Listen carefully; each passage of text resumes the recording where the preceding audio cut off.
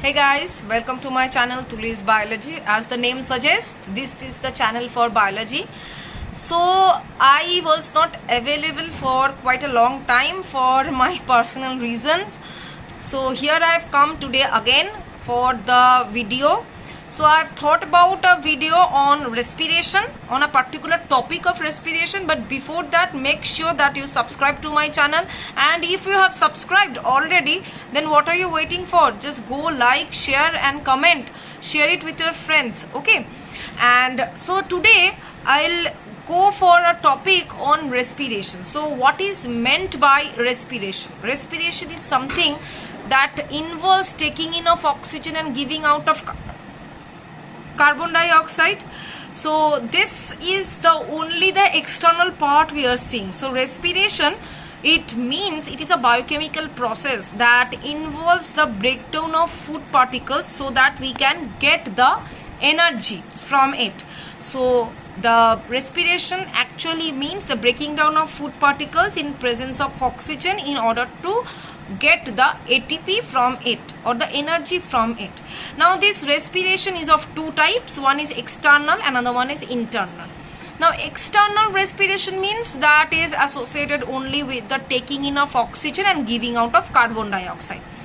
But this is the external one. But the internal respiration, which is the cellular respiration, it involves the entire biochemical process. That means the breakdown of food and the liberation of energy. Everything is included within the cellular respiration or the internal respiration. Now this cellular respiration takes place in 3 steps. What are the 3 steps? Let us see. The 3 steps of cellular respiration are glycolysis, second one is Krebs cycle, third one is ETS or electron transport system. So these 3 are the steps of or the intermediate steps of cellular respiration. So we will at first consider this one, this glycolysis. Glycolysis means what? Glyco comes from the word glucose and lysis means breaking down. So breakdown of glucose, this is termed as glycolysis. So what happens over here? Let us see. So glycolysis, in case of glycolysis, glucose, which is a 6 carbon compound. Now how is it a 6 carbon compound? What is the formula of it? C6H12O6. So it is a 6 carbon compound. It will be broken down to form pyruvic acid or pyruvate, which is a 3 carbon compound. So from one 6 carbon compound we are getting 3 carbon compound. So obviously if it is one 6 carbon compound, so how many 3 carbon compound we will get? In order to match, we will get 2 pyruvic acid. So 2 into 3 giving us 6. So from one 6 carbon compound we are getting 2 pyruvate. So this is the process of glycolysis. Now we will see in details. Now glycolysis, glucose, which is the 6 carbon compound, and remember you have to write all the carbon content, the enzyme name and the ATP production, everything within the chart you have to write. Otherwise marks you will not get. So at first this glucose will be broken down to form glucose 6-phosphate. So glucose 6-phosphate means what? That is, on the 6th position there is a phosphate group has been added. Okay, that's why glucose 6-phosphate. So how can we get the phosphate in the 6th position? By breaking down ATP. So ATP will be broken down to ADP and inorganic phosphate. This phosphate will be added in the 6th position to form the glucose 6-phosphate. Clear? Now this glycolysis is composed of 10 steps. The first 5 steps is the energy investing phase. That means we are investing the energy in the first 5 stages. In the next 5 stages, that is the energy harvesting phase. That is the last 5 stages are the stages where we will get the return. Okay, just like our business. So glucose will be broken down to glucose 6-phosphate by breaking down of ATP to ADP and PI. Here this inorganic phosphate will come and sit on the 6th position. Now here one enzyme will act, that is the hexokinase. This is the enzyme. Why hexo? 6 carbon, that's why hexokinase. Hexokinase is the one which will involve in the formation of glucose 6-phosphate. Apart from this, magnesium ion will also take part. Now from glucose 6-phosphate, it will form the next one, that is fructose 6-phosphate. Nothing is being changed, only glucose has been changed to fructose. That means isomerization has take place. That is from glucose to fructose. So here the enzyme will be hexose phosphate isomerase, because isomerization has taken place. Okay, now from fructose 6-phosphate, it will form fructose 1,6-bisphosphate.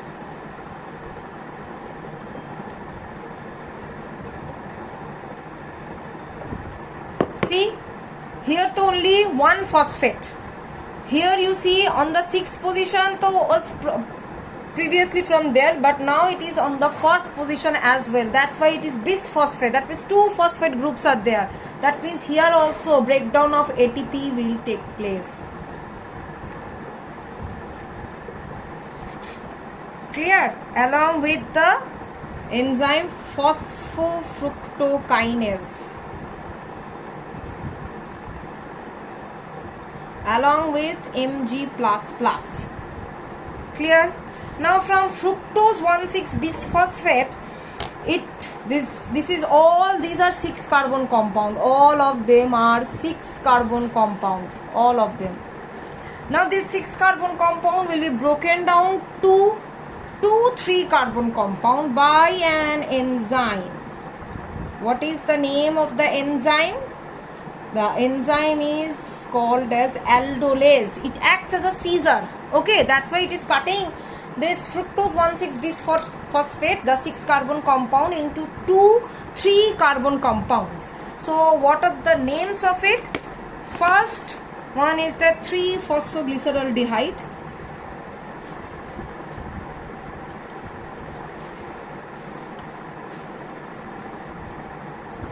Okay, this is a 3 carbon compound, and this one is the dihydroxyacetone phosphate, or we can call it as a short form as DHAP. This is also a 3 carbon compound. Both of them can be changed. That means DHAP can change to 3-phosphoglyceraldehyde. Similarly, 3-phosphoglyceraldehyde can also change to DHAP by an enzyme. What is the enzyme? Triose phosphate isomerase.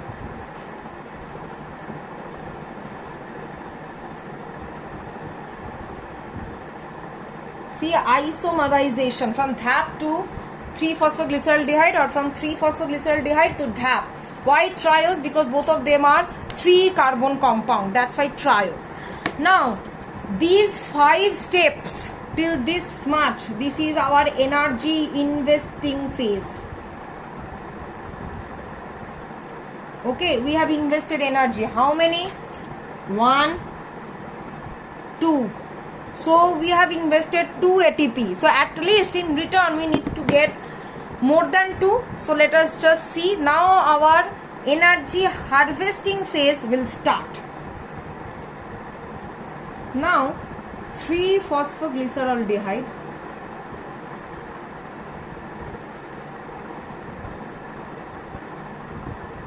which is the 3 carbon compound, will be converted to 1,3-bisphosphoglyceric acid.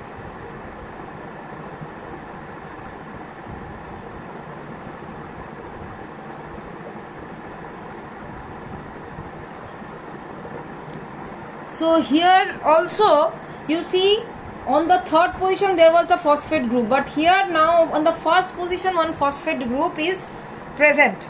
But here no ATP is being broken down. Here simply one phosphate group is being added, H3PO4.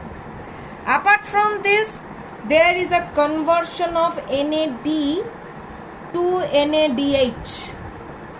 plus H plus. Okay, in the presence of the enzyme called triose phosphate dehydrogenase.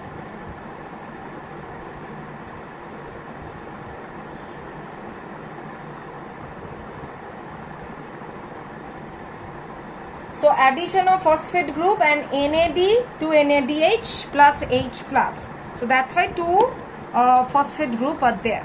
Now from 1,3-phosphoglyceric acid we will get the next one, that is 3-phosphoglycerate. So you see one phosphate group has been removed.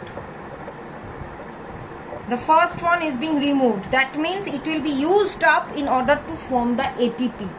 So ADP plus inorganic phosphate giving us ATP. In presence of an enzyme, what is the enzyme? Phosphoglyceric kinase.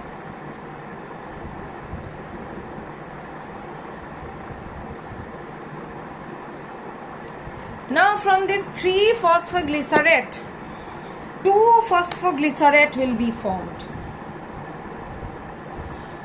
which is obviously another 3-carbon compound. 2-phosphoglycerate in presence of an enzyme that is termed as phosphoglyceric mutase. Mutation has taken place. Mutation, why? From the third position it has changed to the second position. That's why mutation has taken place in presence of an enzyme called phosphoglyceric mutase. Clear? Now from 2-phosphoglycerate it will form 2-phosphoenol pyruvate.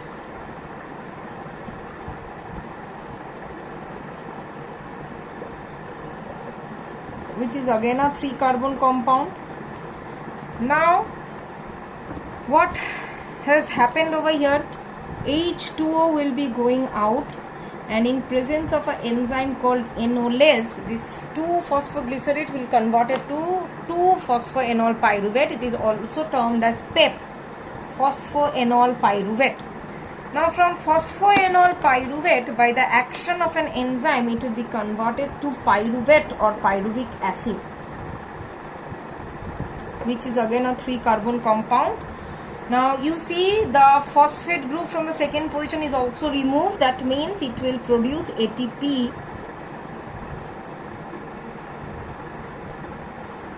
in presence of an enzyme called pyruvic kinase.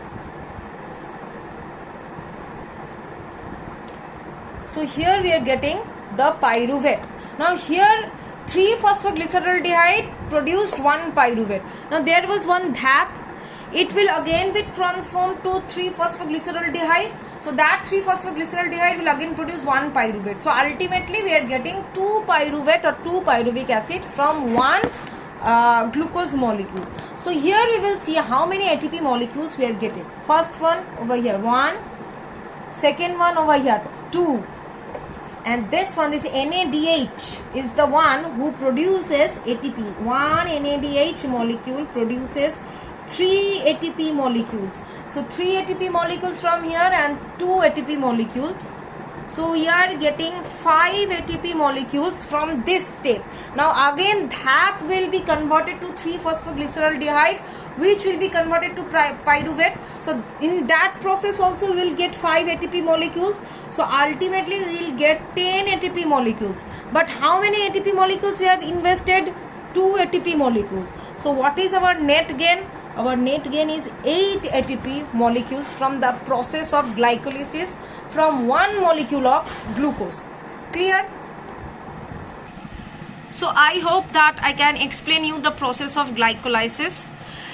So if you have understood or if you have liked my video, please subscribe to my channel. And if you have not subscribed or if you have already subscribed, then please share it with your friends. Do like my videos, comment it, and please stay safe and please watch my videos. So till then, take care everyone. Bye bye.